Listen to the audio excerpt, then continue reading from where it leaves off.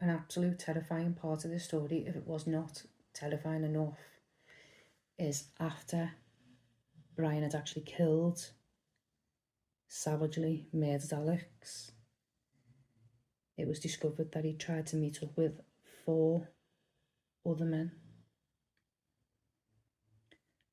Now this brings me to March 2020 and the trial, which was at Preston Crown Courts, after being charged with willful murder of Alex Davis. He actually remained pretty much emotionless throughout the entire court case, throughout the trial, and even when the jury rejected all the claims from his defence that he was suffering from some sort of mental state at the time of the murder,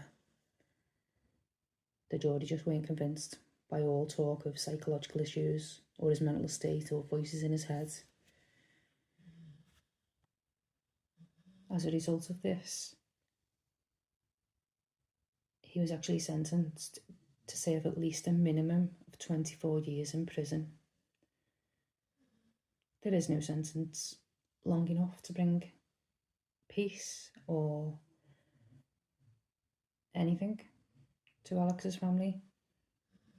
He was described by his mum as being gentle, funny, trusting, and a boy with his whole future ahead of him, but a boy stolen in the most horrific, imaginable way.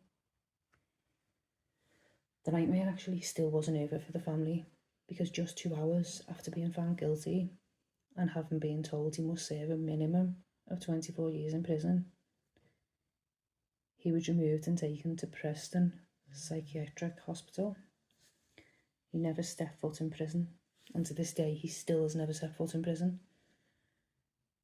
Now, to the parents, family and friends of Alex, it's just torture.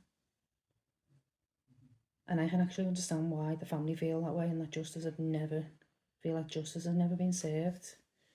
His mum's never got full closure. The person who committed this horrific crime to her baby boy has never stepped foot in a prison. And there's a good chance he'll probably be released early, I think, when he's going to be in his 30s or 40s. And if that does happen, he is going to get the life that Alex was sadly robbed of. He can't have children, he can't go on holidays or anything like that. So I can understand why his family feel that justice has never been served.